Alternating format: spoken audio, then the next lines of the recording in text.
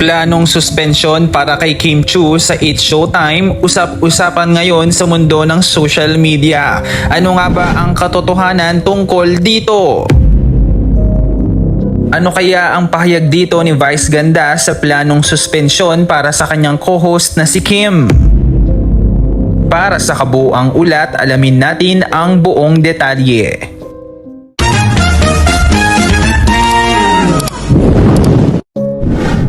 Usap-usapan ngayon sa mundo ng social media ang kumakalat na balita na kung saan ay sinuspinde na raw ng ABS-CBN ang aktres na si Kim Chiu sa It's Showtime.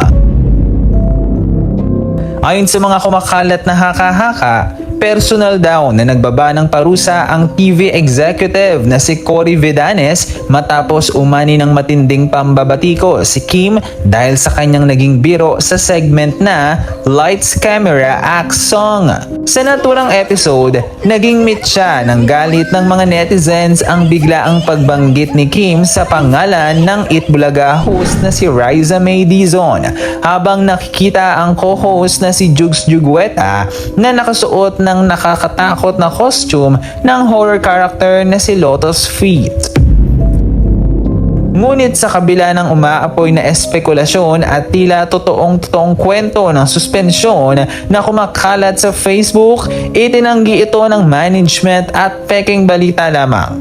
Mismong isang mataas na opisyal at executive ng It's Showtime ang mariing sumagot ng hindi totoo. Bagamat totoong umani ng negatibong reaksyon mula sa publiko ang naging tasteless joke o hindi sensitibong hirit ni Kim, nananatili itong usap-usapan at walang katotohanan na pinatawan siya ng suspensyon sa noontime show.